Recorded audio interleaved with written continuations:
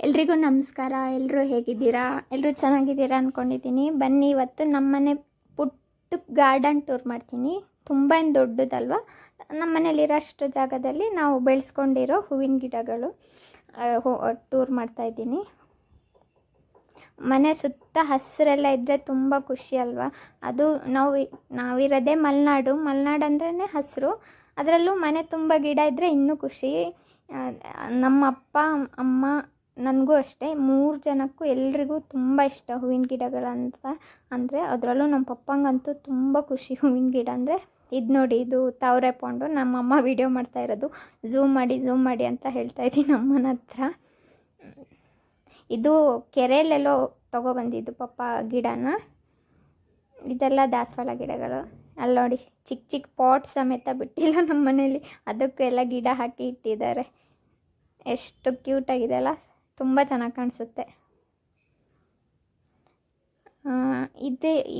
ಈ ಹೂವಿನ ಗಿಡದ ಹೆಸರೇನಂತ ನಂಗೆ ನಿಜವಾಗ್ಲೂ ಗೊತ್ತಿಲ್ಲ, ಆದರೆ ತುಂಬ ಚೆನ್ನಾಗಿದೆ ಅಲ್ಲ. ಇದು ನೋಡಿ, ಇದು ಬೋನ್ಸಾಯಿ. ಈ ಗಿಡಕ್ಕೆ ಒಂದು 4-5 ವರ್ಷದ ಮರ ಇರ್ಬೋದು ಇದು. ಅದು ಬೋನ್ಸಾಯಿ ಅಂದರೆ ಗೊತ್ತಲ್ಲ, ದೊಡ್ಡ ಮರನ ಚಿಕ್ಕ ಪಾಟಲ್ಲಿ ಹಾಕಿ ಅದನ್ನು ಚಿಕ್ಕದಾಗಿ ಬೆಳೆಸೋದು, ಅದಿದೆ. ಅದರಲ್ಲಿ ನೋಡಿ ಶಂಖ ಅಂತೆಲ್ಲ ಇಟ್ಟಿದ್ದಾರೆ.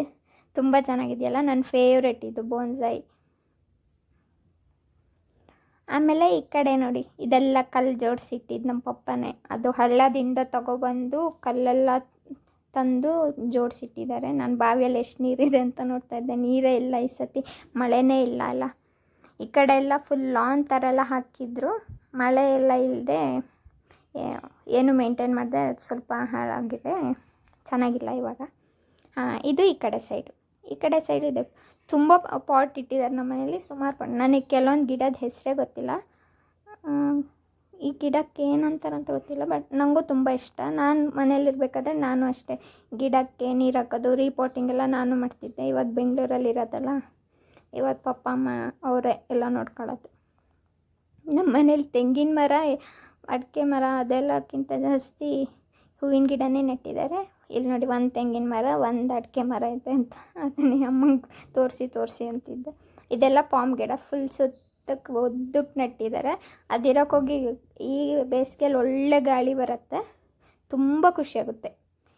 ಹೊರಗಡೆ ಬಂದು ಕೂತ್ಕೊಂಡ್ರೆ, ರಾತ್ರಿನೂ ಅಷ್ಟೇ ಕಿಟಕಿ ತಗೊಂಡ್ರೆ ಸಾಕು, ಒಳ್ಳೆ ಗಾಳಿ ಬರ್ತಾ ಇರುತ್ತೆ. ಇವ್ರು ನೋಡಿ, ನಮ್ಮನೆ ಹಸುಗಳು ತುಂಬ ಚೆನ್ನಾಗಲ್ಲ. ನಮ್ಮ ಮನೇಲಿ ಎಲ್ಲರೂ ಪ್ರಾಣಿ ಪ್ರಿಯರು. ಹಸು, ನಾಯಿ, ಬೆಕ್ಕು ಎಲ್ಲದೂ ಇದೆ. ಅದು ನೋಡಿ, ಅದು ಹಾಲು ಕುಡ್ಕೊಂಡು ಹೋಗಿ ಹುಲ್ ಮೇಲೆ ನಿಂತ್ಕೊಂಡು ಹುಲ್ಲು ತಿಂತ ಕೂತಿದೆ. ಹಾಗೆ ಬಿಟ್ಬಿಡ್ತಾರ, ಹಾಲು ಕುಡ್ದಾದ್ಮೇಲೆ ಅದೇನಿಲ್ಲ, ಸಿಕ್ಕಿದೆ ಚಾನ್ಸ್ ಅಂತ ತಿಂತಾ